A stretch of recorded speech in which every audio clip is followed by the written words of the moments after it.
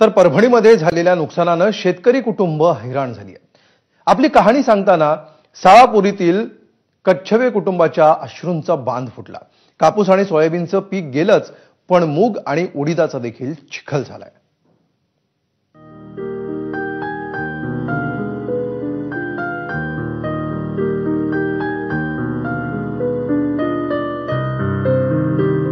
मी सध्या परभणीच्या गंगाखेड तालुक्यातील साळापुरी या ठिकाणी आहे। या शेतकऱ्याचं आपण बघू शकतो, जसं कापूस आहे, सोयाबीन आहे, याचप्रमाणे या शेतकऱ्याने मूग आणि उडीदाची लागवड केली होती।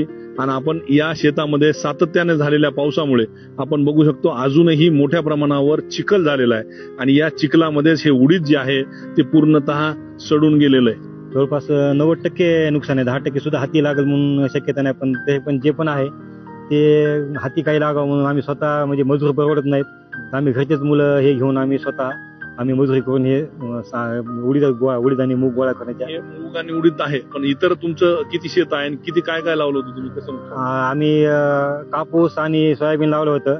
आमचं 4.5 ते 5 एकर जमीन आहे। जवळपास 90%च्या पुढे नुकसान आहे। सोयाबीनला पण सततच्या पावसानं माल तसा लागलेला नाहीये आणि आता हे सरकारनं थोडं आमच्याकडे लक्ष देऊन आम्हाला त्याचं थोडंसं काही ना काहीतरी सरकारनं आम्हाला मदत करावी।